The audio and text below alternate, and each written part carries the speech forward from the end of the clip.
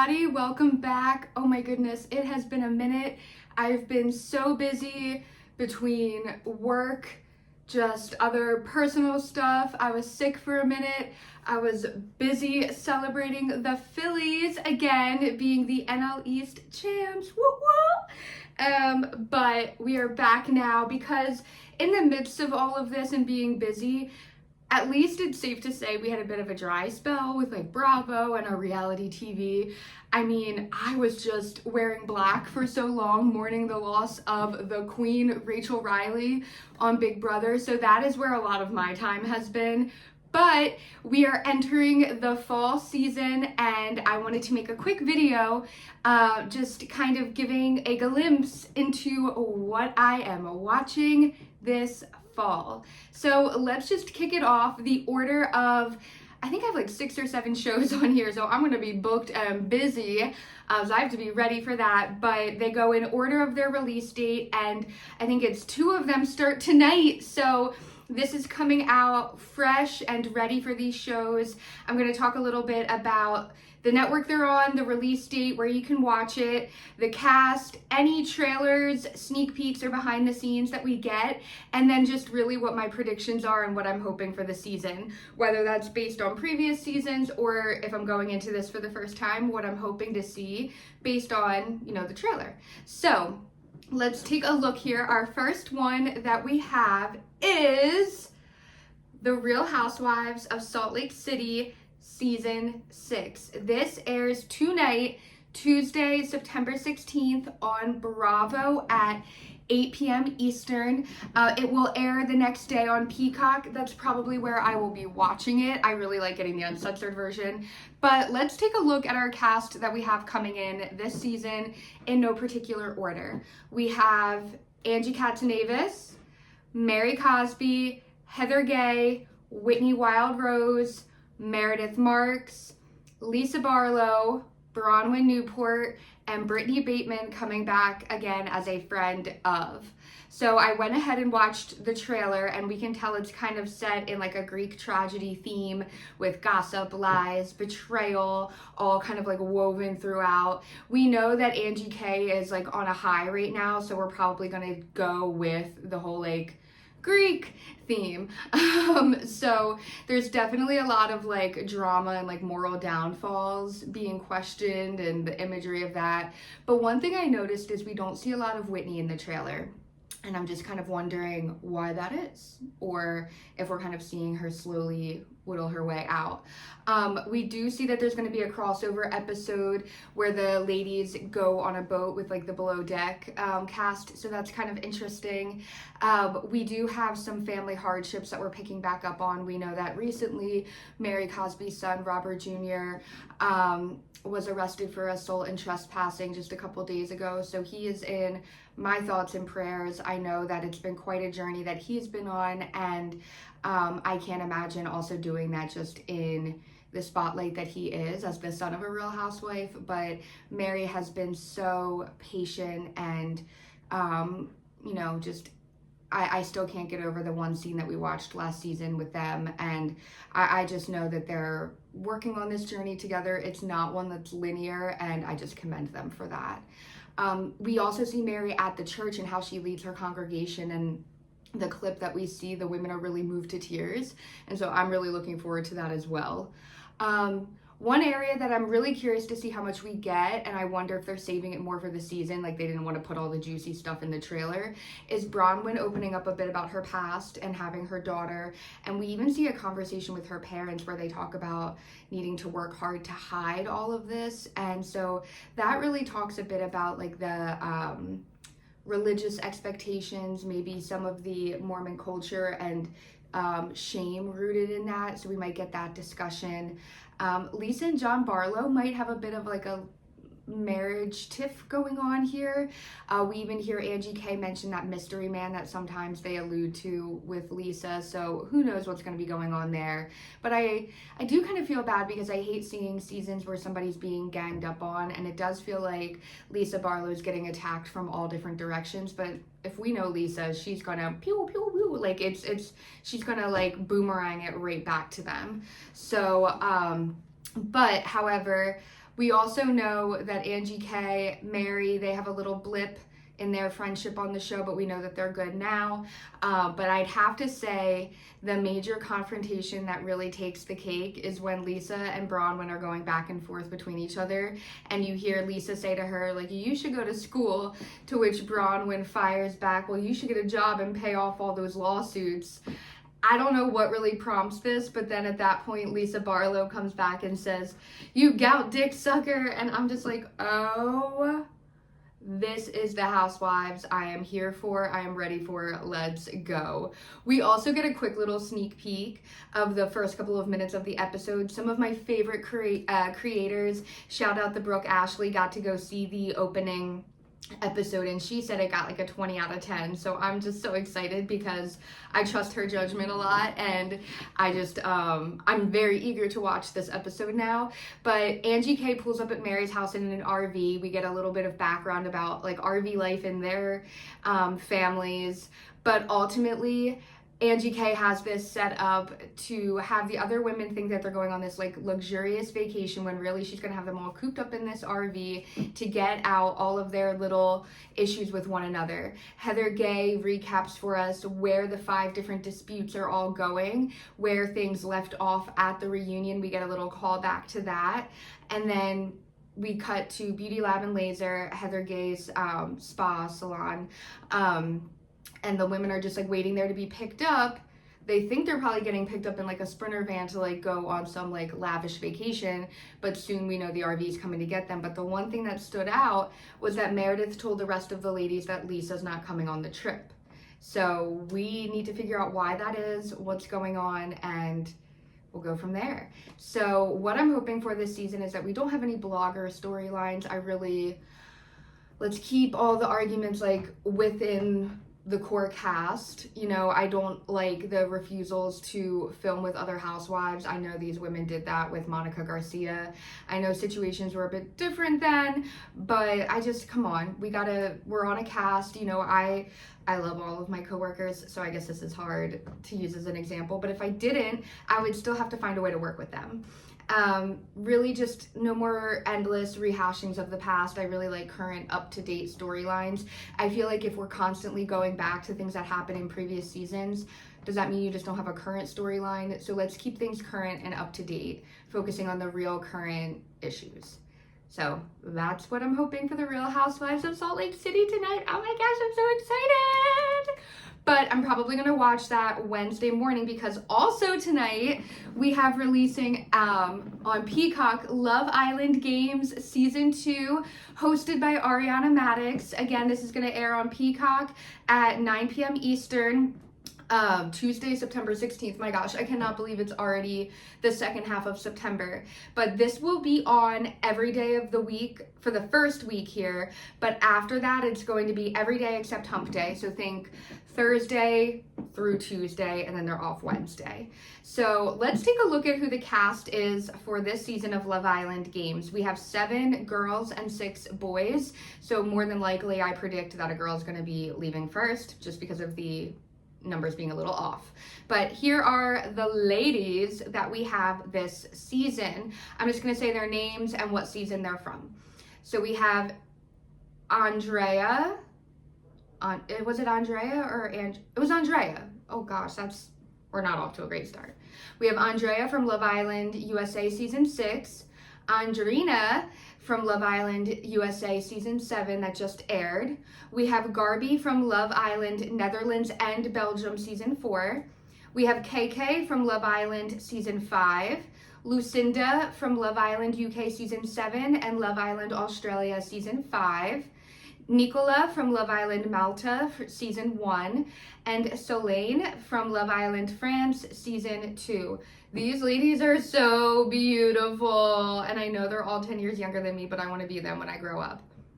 Okay, moving to the next, we have the boys. We have Chris from Love Island Season 7, Charlie from Love Island USA Season 7, Isaiah from Love Island USA Season 4, Josh from Love Island USA Season 3, Mert from Love Island Netherlands and Belgium seasons 2 and 3, and Tyreek from Love Island UK season 10. All right, we've got a lot of the USA boys over here. Predictions, again, uneven cast, so I think a girl is probably going to go first. I also wonder if they're going to be bringing more Islanders like in throughout, like bombshells, similar to how Love Island goes, or even like Bachelor in Paradise. Honestly, I want to know how much the show mirrors Bachelor in Paradise. I haven't watched season 1 of Love Island Games, and I don't think I'm going to get through the whole thing today. So I'm just curious about the balance between finding love and winning the challenges, and if there's like the monetary aspect. Do we vote people off, or are they voting? Because if we, are going off of past seasons, these Islanders have such a distorted view of reality when they're on the show that they never vote the right way. So I'm just curious what role we will have. And then just after watching the trailer, here are my initial thoughts just about some of the Islanders. Again, some of them I haven't seen their season, so I'm going in kind of blind here. But these are just my initial reactions to a few of them. Initially, Chris, I just think about how he could be overseas playing ball right now. But he also just seems kind of whiny, but that's, same old. Andrea, my first impression was still a little cringe. I do have a little faith for her that she can redeem herself, but I'm not so sure. If you know, you know. Kendall just feels like the forever friend, single bro, here for a good time, playing games. I just feel like he's gonna live, laugh, love his way through every show on Peacock, and so far the trajectory is that is happening. Andreina, I feel like she's a little too fresh off of last season, but she is a baddie, so I hope that she can kind of bring us a bit of a new storyline and we can just see what she's like. Sidebar, I wish that Jalen from this past season of Love Island USA decided to kind of move forward, because I think he would have been so good on Love Island Games, but I don't blame him for wanting to have nothing to do with the show. I'm getting red flag vibes from Tyreek because he said he seems to be motivated by money. I think the clip was that he was money first, love second. You can negotiate winning money or earning money, but you can't negotiate love. Something, I don't know. I just feel like if there's a prize at the end where it's love or money, that kind of made me foreshadow that he's somebody who would take the money. But I don't know, maybe there's going to be a woman that makes his heart flutter, which I think is going to be the girl Kay. Kay seems like such a sweetheart who's there to find love. I don't know much about her, but my gut feeling, my intuition is that she's going to be my favorite. Oh my gosh, if she's diabolical and I'm totally missing the mark, oops, I'm sorry. But overall, just keeping things fresh. I don't really have too much of an understanding of previous seasons.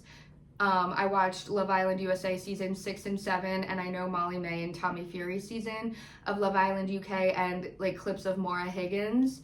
But that's really all I know. So they seem cool, they seem fun, and I just am probably going to avoid a lot of background digging unless somebody on the show seems a little sus and makes me need to, consult some sources. So that's where we are with Love Island Games season 2. Tonight, oh my gosh, also tonight we have 3 on tonight. We're gonna cut to the next show, season 34 of Dancing with the Stars. Oh my gosh, I'm so excited. So this is going to air live on ABC and Disney Plus, and then next day on Hulu, Tuesday nights at 8 p.m. Eastern. I think I'm gonna try to, I think I have Disney Plus right now, so I would like to watch that live tonight. I think that's gonna be awesome.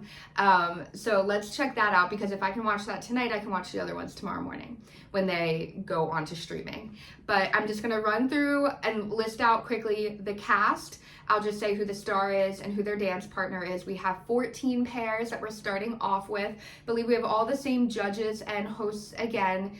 And so here is our cast. We have, in no particular order, Jen Affleck from The Secret Lives of Mormon Wives with Jan, author and influencer Ilaria Baldwin and her partner Gleb, Olympic gold medalist Jordan Childs with Ezra Sosa, NBA All-Star Baron Davis with partner Britt, social media personality Alex Earl with partner Val, reality TV star Dylan Efron with Daniela, actor/musician Corey Feldman with Jenna, Danielle Fishel, better known as Topanga from Boy Meets World, with Pasha, Elaine Hendricks, better known as Meredith Blake from The Parent Trap, with Alan, Pentatonix singer Scott Hoying with partner Riley, and wildlife conservationist Robert Irwin with Whitney, Fifth Harmony member Lauren with partner Brandon,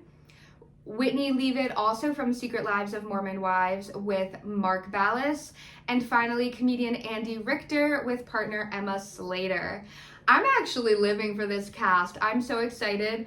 I heard a rumor, so allegedly rumor, that the reason that Lauren from Fifth Harmony wasn't in like a lot of the cast photos or intro or reveal of the cast wasn't because she was busy performing with the Jonas Brothers, even though that was awesome, but I think Bill Belichick's girlfriend Jordan was going to be on the show, and then she couldn't solidify or agree upon a contract, and so she was out at the last minute.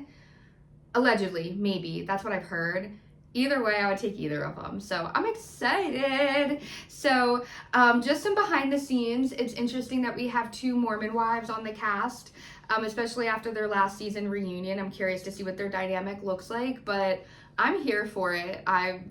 They work so hard. Personally, I think because Whitney is partnered up with Mark Ballas, and I feel like he is like a beast out there, I could see them being in the top 2 with Dylan Efron and his partner Daniela. Dylan, aside from just being a heartthrob that I think is going to get so many votes, he works so hard and he's like athletic, competitive, so I see them being my top 2. I also could see Jordan Childs and Ezra Sosa being up there too, because in the past the gymnasts or the Olympians like tend to really go far. And then I also see Scott Hoying and Riley Arnold going pretty far. He's a big boy, and I think that he just is really going to be able to move around from already having his stage presence with Pentatonix. So I think I could see him in top 4. I also do wonder, I saw a little bit just about Corey Feldman not being at dance practice, but there were just some scheduling issues. But that's just like some little like side behind the scenes stuff going on, because I was also trying to like no tea, no shade campaign for Rachel Riley after she was done so dirty on Big Brother, to be like, she already is like, Rachel Riley first off is literally like the red dress emoji, so I feel like she could have just danced her way over to that stage and said like, screw one network, I'm going to the other, but that didn't happen. It's okay, but doesn't mean it can't not happen in the future. So that's kind of where we are with Dancing with the Stars. I'm really excited to watch that tonight. Moving forward now, those are our 3 shows that are on tonight. But coming out on Fox and then next day on Hulu, we have Special Forces Season 4 airing Thursday, September 25th at 9 p.m. Eastern. Again, it's on Thursday nights, Friday next day on Hulu. I'm so excited for this show because I've only heard about some of my favorite reality show stars going on it, and how it's very like self-driven. You don't really compete with anyone but yourself, so it's like that endurance test where they break you down to your core military style to build you back up. And I think that now that the cast is very intriguing to me this season, that is what's roping me in the most to watch it. So I'm just going to read through the cast. There's 18 people, and then just give my predictions and what I've noticed from the trailer and sneak peek of the first episode. So we have Andrew East. He's a former NFL player who's married to another cast member, Shawn Johnson, East Olympic gymnastics gold medalist.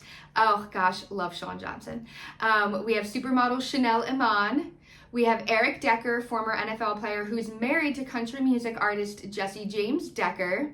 We have World Cup and Olympic soccer champion Christy Pierce Ramponi. I apologize if I'm pronouncing that wrong. We have NBA champion Nick Young. We have Johnny Manziel, winner and former NFL quarterback. We have Brittany Cartwright from VPR and The Valley. Oh my gosh, Brittany Cartwright. Whew. We also have Brianna Chicken Fry LaPaglia. She is at Barstool. She has a podcast. She's the one that dated Zach Bryan, didn't take his hush money because he sucks. I mean, she's something else too, but you know, whatever. We have Eva Marcel, who I know best from America's Next Top Model, and her amazing pose with the spider, the tarantula. That's my girl. And she was on Real Housewives of Atlanta for a little bit. Then we have Teresa Giudice. We have Tree, I'm a tree hugger from Real Housewives of New Jersey. And her daughter Gia, waking up in the morning, thinking about so many things. I really wonder what she was thinking about on this show, but she is also featured on Real Housewives of New Jersey and Next Gen NYC. Then, oh my gosh, guys, I can't believe we have Jussie Smollett on this show. I'm a big Empire person. I'm a look, but don't touch, don't touch. I'm a ride for Cookie and Lucius forever. That is real love to me. But man, we really put Jussie Smollett on this show. I'm assuming this is one of his first big gigs back from his issues. I'm really curious to see how he does on here. We have, I think he's a Montana boy TikToker, like those three like straight men that like dance around in a circle and they like rotate and go like this. Mark Estes. I think he also dated Kristen Cavallari. I hope this is the right person. Then we have Cody Brown from Sister Wives. He was the mister with all the sister wives. I've been sus about him from season 1 on TLC of Sister Wives, so I'm curious about that. And then lastly, we have actor Ravi Patel and then NFL Pro Bowler Randall Cobb. So my predictions are that I'm worried about Brittany Cartwright's breast implants, first and foremost. We know, kind of shout out back to Charlie Sheen again, his ex Denise Richards was on this show and her breast implant actually like ruptured, I think, when she fell into the water or something. She talked about that on a podcast. And so I know Britt already has some pretty big knockers and I think she's talked about even wanting them out. So hopefully this can give her a jump start. I mean, I don't wish pain on her, but I am nervous about her. We also don't see a lot of her in the trailer, so I really don't know how long she lasts on the show. I also wonder how they get paid on this show. Like, do you get paid for like the longer you last? I mean, do you get a booking fee on top of what you could win at the end? That's something I might look into more when I recap the show. Still really don't know how Brianna Chicken Fry got on this show, but props to her manager. I'm curious to see how she does. In the trailer, she's like, what am I doing here? But I think she's somebody that could do a lot of self-reflection and looking inward through these challenges. So we'll see. Cody Brown, he seems like he's gonna cry every episode. I've heard that like Gia and Brianna do kind of go back and forth with him, and I hope they stick it to that man, because he's a hot mess. Like literally all aboard the Hot Mess Express, he is the conductor of the train. And I'm just curious to see how long he'll last. I hope not long, but at the same time, I do kind of want to see him go through this process. Teresa and Gia, I'm so happy to see them as a pairing almost on here. But side note, that makes me question because there's 2 married couples and then a mother-daughter duo. So I'm kind of wondering, like, is that like an unfair advantage or maybe a disadvantage to have that like emotional pool there, or like somebody that you love watching all of this go on?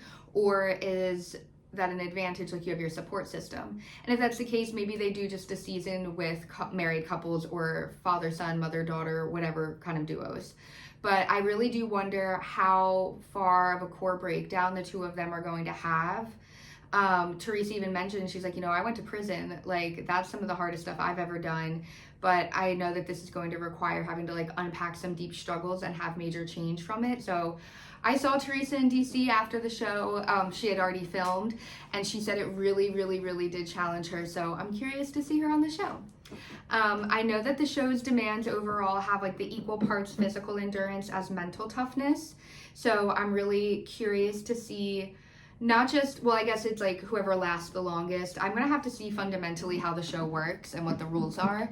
But I really am curious to know which cast members are going to have the biggest personal growth stories by the end.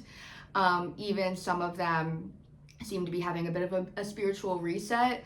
Some of them, though, I'm going to be watching to see if they're acting in their confessionals, because at the end of the day, some of these people are actors.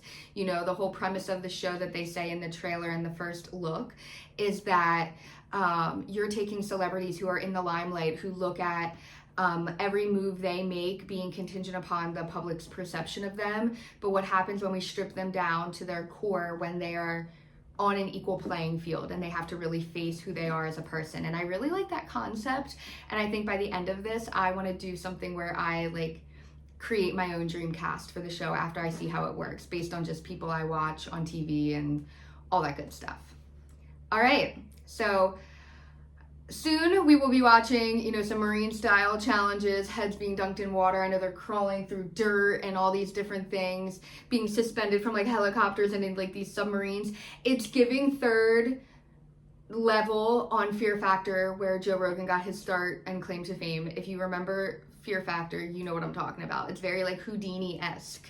So yeah, we're gonna see what that's like. But to completely pivot, getting into October, we have a new season of Love is Blind, and every season of Love is Blind goes to a different city, which I like, because even though the whole premise of the show is that you can't see each other, at least when you're dating, you live close to each other. Because that's one thing I always wondered. I was like, how are they on dating shows? Like, the whole concept of living on different coasts just doesn't seem as realistic anymore. So I like that they keep them in cities. But Love is Blind Denver is going to be airing on Netflix Wednesday, October 1st. I assume at midnight is when these episodes will drop, but this is how Netflix gets you on your subscription. So let me break down when the episodes are going to drop. We're going to have episodes 1 through 6 on October 1st, episodes 7 through 9 on October 8th, episodes 10 and 11 on October 15th, and then episode 12, the finale, that's where we see the ones getting married or walking away at the altar, on October 22nd. So I feel like, I'm assuming they do that to get like a whole month's subscription in, or maybe they hope you're gonna renew. I don't know. But they're gonna be dragging it out for us. I'm not sure if Nick and Vanessa Lachey are just gonna have their wild and unhinged reunions again, but those things are just like on a different dimension. They crack me up. But let's take a look. We have 16 girls and 15 boys, again an unequal balance, but let's just read through their names and what they say their occupation is, because we know that's not always the case, but, or it's a stretch. But let's take a look. I'm just going to say their name, age, and their occupation. We have Allie, 29, nurse; Anna, 28, hairstylist; Annie, 31, hair salon owner; Anastasia, 29, nurse; Ashley, 35, director of compliance; Aza, 32, events manager; China, 39, marketing manager; Hillary, 39, medical device sales; Casey, 34, hair and makeup artist; Kate, 32, registered dietitian; Calibria, that's beautiful, 29, social worker; Kaylin, 29, account executive; Madison, 28, user interface designer; Megan H, that's me, 36, property manager; Megan W, 35, entrepreneur; and Shelby, 35, realtor. Hold up. I mean, I could be wrong, and I'm going to be doing some on-the-spot research right here, but don't they usually cast people like in their 20s? I love that they're in their 30s. Is that all right? They also look pretty young. I mean, they look amazing, but I love this. Also, I'm seeing an article now that says that there are 32 daters. So I'm wondering if somewhere along the way I missed a guy. But let's read through who the boys are. We have Anton, 29, transportation and logistics; Blake, 34, accountant; Brendan, 32, finance manager; Chase, 29, water treatment consultant; Dio, 30, IT advisor; Dylan, 32, financial analyst; Edmund, 29, realtor; Joe, 29, sales; Jordan, 30, service manager; Logan, 35, account executive; Michael, 41, medical sales; Mike, 38, real estate investor; Nick, 28, luxury watch dealer, Patrick, 31, construction manager, and Rohan, 27, private equity. That's 15 people. Let me just make sure I'm not missing anybody. Okay, if I go on Netflix's actual website, I mean, that can't be wrong. 32 Denver. Man, while I'm looking here, I've got to say, I'm so happy about the fact that I think the youngest person is 29, I believe. Let's see, I'm going through. Looks like, oh, I don't think I said Jensen. Did I say Jensen? We missed a Jensen. I'm so sorry, everybody. Jensen, 29, data analyst. Sorry, Jensen. We are live and unfiltered right now. Jensen, 29, data analyst. If only you were here to analyze my data before I started filming, Jensen. All right, so we have our guys here. So cast dynamics, well, I'm gonna nix the whole like having one more girl than guy because for whatever reason, we lost Jensen on an article. Why did I lose Jensen on another article? That's weird. That might be nothing, but it might be everything. Overall, the cast feels like very regular. I love that they are like late 20s, 30s. Actually, I think 27 might be the youngest age that we have, which I love. And the highest is 41. We have Michael. Hillary is 39. China's 39. I love that. I love that so much. Yeah, at first, my initial reaction was Love is Blind, more like Love is Bland. Shout out to my friend Jess. She came up with that first. But the more I think about it, maybe that's what we need. None of these people in their pictures are giving, I want to be an influencer. This is my next step onto, you know, whatever other Netflix dating show they could be on, Perfect Match or whatever they are. So I'm actually feeling pretty good. There's might be more authenticity here with this group. So I also say that they seem genuine because you also see just in their intro videos how the women just seem to be so much more mature than the guys and just like on a different level. Yeah, I mean, you have Edmund straight up saying that he eats his boogers. I'm like, why is that your fun fact? Why are you sharing that?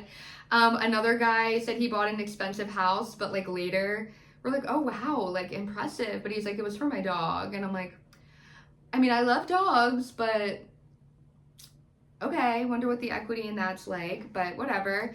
And you know, but you have the women. I mean, you have one woman sharing that she actually does have a blinding eye condition. So being on this show is actually like so meaningful to her, you know, because like the experiment literally will become a reality to her.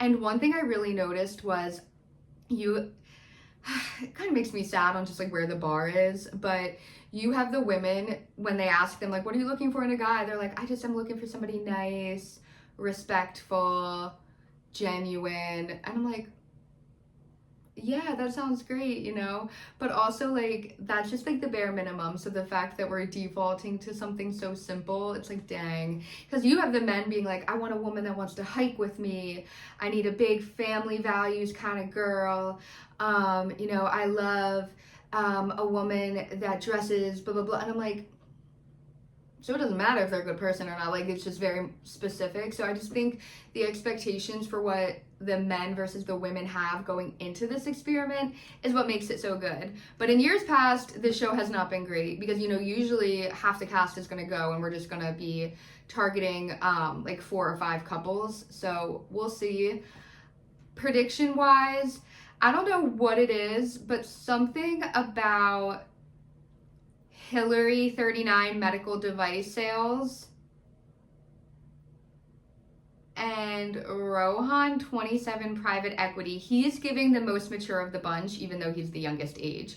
I don't know. I feel like he's going to swoop in and be like what everyone's looking for. I'm going to laugh so hard when I'm wrong, but that's that.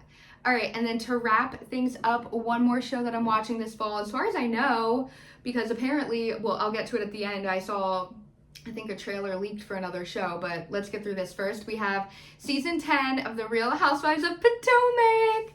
So this is going to air on Bravo and then next day Peacock, starting Sunday, October 5th, and then being on a routine basis of Sundays at 8 p.m. Eastern. And here's our cast that we have coming up this season. Full-time cast members, we have Giselle Bryant, Ashley Darby, Wendy Osefo, Stacey Rush, and Kiarna Stewart. We have 2 full-time newcomers. We have Tia Glover and Angel Massey.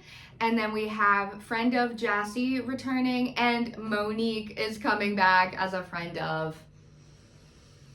I guess she needed that little check, but we don't know if Karen Huger is coming back. We know that when she was released from prison, there were cameras in her car, so it's likely that we might see some stuff about her at the end of the season, maybe even a little snippet at the reunion. We know she wasn't at the reunion last season because she was, I think at that time, at rehab or a facility prior to going to her sentencing for her 4th DUI. She was sentenced to a year, did 6 months, which seems pretty on par. And I think she still has some post-release conditions, but I do hope she's well. The trailer opens up with Giselle writing a letter to Karen in prison, and I'm just like, of course, but she's just kind of catching up Karen on what everyone's been up to since she's been gone. Some of the drama and major quarrels that we see are Stacey versus everybody, but we don't know if she's being sued by TJ, which was her boyfriend or boyfriend for hire allegedly last season. We have questions of if she's divorced from her husband or really if they were ever married. We also find that she apparently allegedly attempted to date Chris Samuels, Monique's ex. So that's where we see Monique kind of creeping in. And I do hope Monique brings it. From what I've heard, she does really well with this season. I just didn't like how she kind of bragged about her wealth when she was on the show. I don't really like how she treated Candace. I've always really been a fan of Candace. And, just the whole, I don't need this little check line at the end. I mean, her coming back, I guess, implies that she kind of did. I don't know. I just have something against people who rag on production but then come back. But whatever. Friend of, I'm going to go in with an open mind, and I hope things go well. So we also have Stacey having a little bit of beef with Wendy because if we remember from the reunion last, Wendy questioned Stacey on if she was starting her own cannabis line and partnering with people because that would be direct competition for Wendy's husband, Eddie, and Happy Eddie. She was like, no, I have no idea what you're talking about. Turns out apparently this season she is. So I'm like, okay, that's a lie. What else is a lie? I'm excited to learn a bit about these new women. I know one of them is from London, I think, or she's British at least. She has an accent and she just seems so lovely. I can't wait. It seems like we have some of the women question things about Kiarna's relationship with Greg. We know that Greg, in my opinion, it kind of seemed like Greg was holding Kay back a little bit from what she could have potential to do. I think that Greg maybe wanted the show to help promote his business. He had her out here wearing that whole golf polo for their foundation or organization, which again, I love to see it, but you gotta let her fly too. So that's just my opinion. We'll see where they stand. We get a random cameo from Mauricio Umansky, Kyle Richards' husband from Real Housewives of Beverly Hills, coming in and giving Giselle a hug.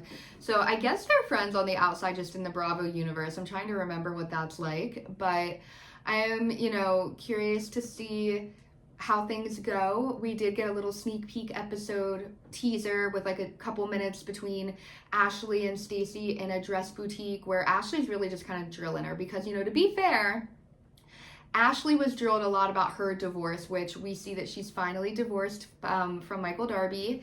And so, Ashley, I do kind of feel like is allowed to have the interrogation go on with other women in their relationships because she was kind of put through it. Granted, she was put through it because hers really dragged on for a while, but still.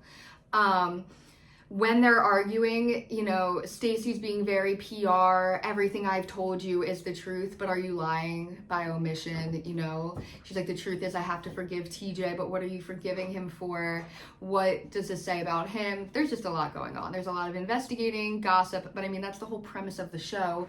You hear a bleep when Ashley names a celebrity who told her this gossip about Stacey and TJ. Ashley even like pulls up the Virginia divorce database to be like, I don't see Stacey in there. I mean, I don't know if she got divorced in another state. I don't really know how all that works, but this is some petty drama, and I'm kind of here for it right now because we've seen things get really dark. Overall tension, reactions. Ashley seems frustrated that Stacey could just be honest and she's not. I do really like the talking head moments that we see so far. Shout out Ryan Bailey for the talking heads moment.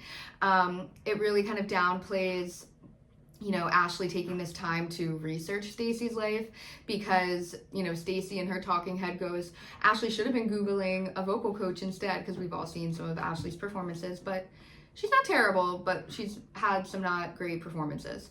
But anyway, there's like some cute little funny witty lines. I just hope that they're not being fed them by production, but we'll see. I'm looking forward to it.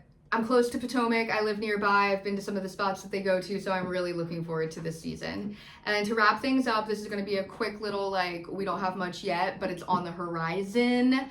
First, we have a teaser for the Real Housewives wife swap. That got dropped last night, and I don't know if that was by accident by Bravo, and maybe it was supposed to be coming out at BravoCon or whatever, but we have some housewives that are going to be crossing with, you know, some regular civilians. If I remember correctly, we had like Emily Simpson on there, we have Wendy Osefo, we have Angie K, we have who else was on there? Bravo wife swap. Did I say Emily Simpson? Melissa Gorga, and that's it. Melissa, Emily, Wendy, and Angie K. I think it's going to be kind of cool, but I don't really know when it's going to come out. But the last thing on the horizon too, for me, is going to be season 3 of The Secret Lives of Mormon Wives. We have their release date on Hulu is being Thursday, November 13th, with all 10 episodes dropping at midnight, I assume. Believe that's what the case is. I assume the reunion will happen a couple months after. And one little thing I heard about the reunion is that we know it will not be hosted by Nick Viall. He and his wife have an age gap dating show on Netflix that I won't be watching coming out, and so I guess that crossover with networks makes it so that he kind of went with Netflix, and so he can't do the reunion for Hulu. So that makes me really wonder who's going to do the reunion for Secret Lives. I have to think about that. Like, I wonder if Andy's going to try to get his self in there, because I know he did the reunion for Love Island with Ariana this past season, and I thought that actually went really well because I do feel like Ariana got to lead, but I'm curious about that. So as far as we know, I think this is the cast confirmed thus far for season 3 of The Secret Lives of Mormon Wives. We have Taylor Frankie Paul, we have Whitney, Macy, Michaela, Demi, Jesse, Jen Affleck, Layla, and Miranda. Miranda was the new girl from last year. So we don't have a trailer released yet, but as far as we know, Demi has left Mom Talk, so I'm not sure how long that will last. I have always wondered if she would do a crossover to Real Housewives of Salt Lake City, because she's married to Brett, who used to be with Angie Harrington, who's friends with the Barlows, but who knows. I'm curious to see if we're going to be following anything with Jen Affleck and Whitney's Dancing with the Stars appearances. Also, TFP's major announcement of being the new Bachelorette. I think that's a smart move by ABC to have that crossover. I also think that Taylor Frankie Paul has such a wild and chaotic life that she does have a bit of privilege to get away with those dynamics as a Bachelorette, but we'll get into that another time.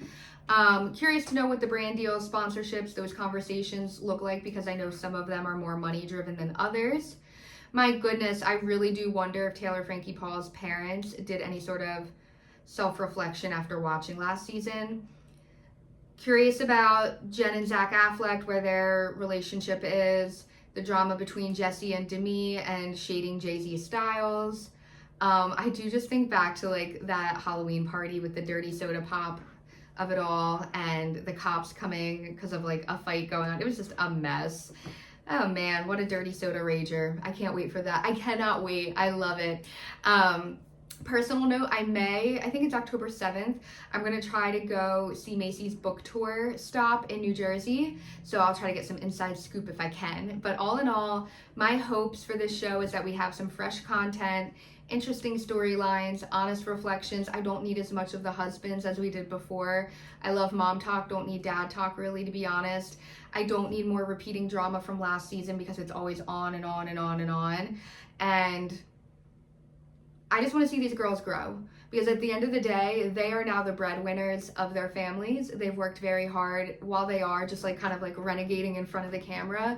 They are renegading that freaking mortgage, that freaking electric bill, you know, they are renegading those, you know, sports memberships and fees for their kids. So they are paying the bills, and I'm here for it. But those are the shows I'm watching this fall, everybody. I need to really just get my calendar and everything outlined, because ideally I'd like to recap each show. There'll probably be shorter recaps just because I know some of these shows in fact are shorter, or they're elimination style, or competition style, so it's not like there's a lot of drama in between. But I'm really looking forward to this fall. I can't wait to have a little pumpkin spice latte and my little like cinnamon apple candle and everything going, and just feeling the breeze and wearing my flannels, and I'm just here for it. And it's going to be a good fall. We've got this. Life is heavy right now in so many ways. Please, let's just all love one another, control the things we can control, and do what we can to smile and make others smile. And with that, I love you all. Let's watch some good shows this fall. Mwah.